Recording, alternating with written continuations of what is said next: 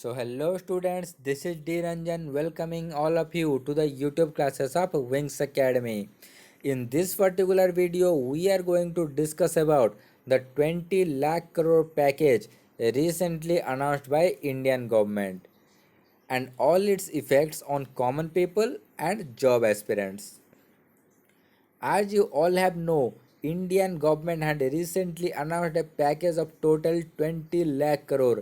हाल ही में देश के प्रधानमंत्री ने यह बताया कि कोरोना के अगेंस्ट फाइट करने के लिए जो टोटल राशि खर्च करा जाने वाला है उसका अमाउंट लगभग 20 लाख करोड़ है। ठीक है, कितना है? लगभग 20 लाख करोड़। अब इसका इफेक्ट आम लोगों पर और जॉब एस्पिरेंट्स के ऊपर किस तरह से पड़ने वाला है, उससे पहले जान लेते हैं कि नरेंद्र मोदी जी ने और क्या क्या कहा और ये जो 20 लाख करोड़ हैं वो किस तरह से काम में आने वाले हैं। Prime Minister Narendra Modi talked about making India self-reliant and considered pillars to make India self-reliant। हमारे देश को आत्मनिर्भरशील बनना पड़ेगा, ये आह्वान दिया है देश के प्रधानमंत्री ने और इसके लिए 5 मुख्य स्तंभों के बारे में बात करिए। अब वे स्तंभ क्या क्या हैं? उनमें से पहला स्तंभ है economy, an economy that brings quantum jump along with incremental change।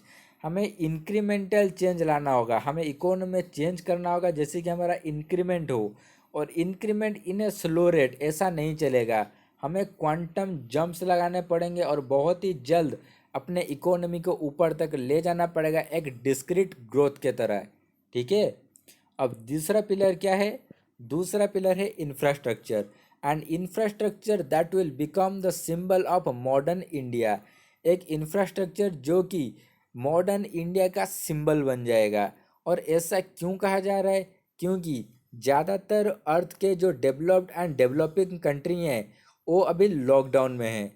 तो अगर हम इस कोरोना को एज एन अपॉर्चुनिटी लें और कोरोना के साथ साथ लड़ते लड़ते हम अपने देश के इंफ्रास्ट्रक्चर को भी बढ़ाते चले, तब जब कोरोना ख़त्म होगा और सही टाइम आएगा तब हम उन देशों के साथ कंधे से कंधे मिलाए खड़े होंगे। अब तीसरा स्तंभ है system, A system which will based on technology. एक ऐसा सिस्टम जो कि टेक्नोलॉजी के ऊपर बेस होगा, जहाँ सारा काम टेक्नोलॉजी के थ्रू होगा, चाहे पेमेंट करना या फिर चीज़ें का लेन देन करना, उनका हिसाब रखना या फिर उनका सही तरीके से क्या कहाँ पहुँचने वाला है उसका जानकारी रखना, वो सारा टेक्नोलॉजी के थ्रू होगा। अब ऐसा होने से क्या फ़ायदा है? ऐसा होने से फ़ायदा ये है कि कोरोना के अगेंस्ट हम बहुत अच्छी तरह से लड़ पाएंगे और कोरोना हमारे आगे बढ़ रही पैरों को रोकेगा नहीं। ठीक है, अब चौथा क्या है? चौथा स्तंभ है डेमोग्राफी। जैसे कि आप लोग को पता होगा, इंडियन डेमोग्राफी को हमेशा इंडिया के लिए एक प्रॉब्लम ही माना गया है। हमारे देश में जो लोक संख्या है वो एरिया के हिसाब से बहुत ही ज़्यादा है और इसी को हमेशा से ही भारत का एक दिक्कत माना गया है। लेकिन इस सिचुएशन में ये ही भारत का सबसे बड़ा ताकत बन सकता है। अगर हम अपने डेमोग्राफी को अच्छी तरह से इस्तेमाल में लाएं तो भारत के पास जितनी युवा शक्ति है वो विश्व के किसी और देश के पास नहीं है। तो बार बार प्रधानमंत्री हमें ये जताने की कोशिश कर रहे हैं कि हम ये कोरोना को एक अपॉर्चुनिटी की तरह ही लें। और पांचवा है demand, to improve demand and supply in India to enhance the Indian economy. हमें इंडियन चीज़ों का डिमांड बढ़ाना होगा और तभी जाके इंडियन सप्लाई बढ़ सकेगा। क्योंकि जब डिमांड नहीं बढ़ेगा और सप्लाई हम बढ़ा देते हैं तो मजबूरन हमें चीज़ों का रेट बहुत ही कम करना पड़ेगा और उसका नुकसान उठाना पड़ेगा सप्लायर्स को, और अल्टीमेटली उसका नुकसान उठाना पड़ेगा इंडियन गवर्नमेंट को एंड हम सबको। ठीक है, तो अब जानते हैं कि इसका इफेक्ट जॉब एस्पिरेंट्स के ऊपर किस तरह से पड़ने वाला है।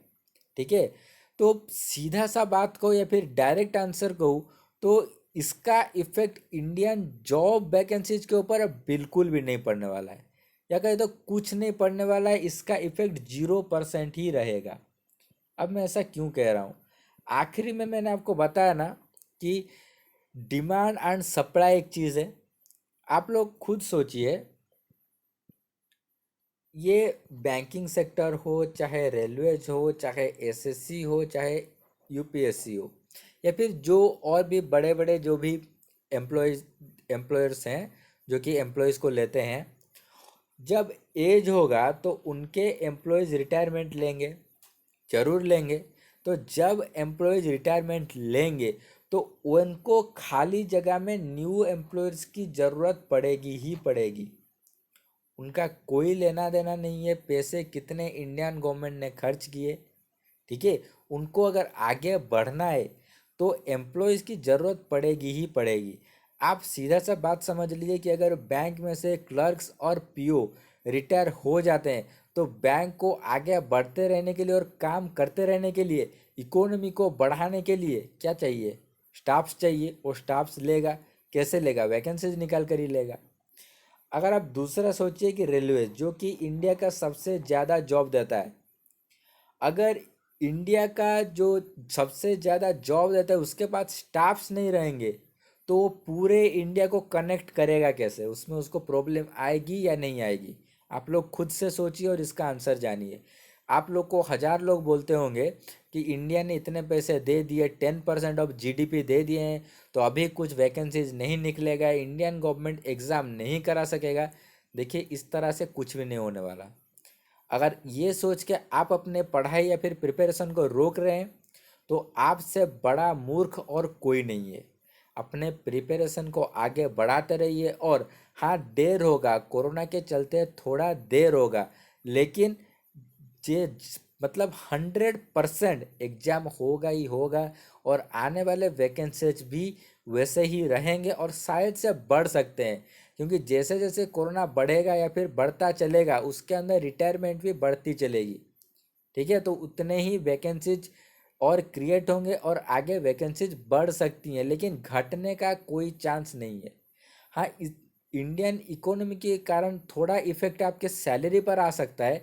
शायद आपके सैलरी 1000 या फिर 1.5 थाउजेंड से घट जा सकती है, लेकिन वैकेंसीज के ऊपर इसका कोई भी इफेक्ट नहीं पड़ने वाला, ठीक है।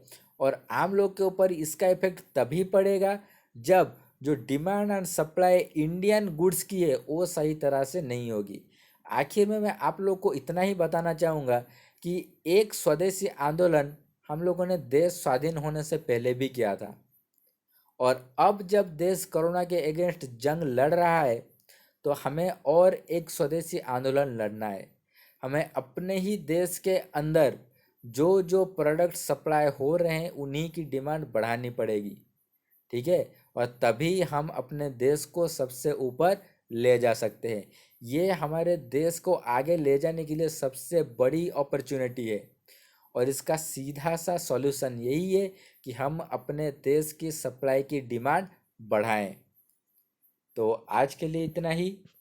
आखिर में आप लोगों का धन्यवाद और जय हिंद, जय भारत।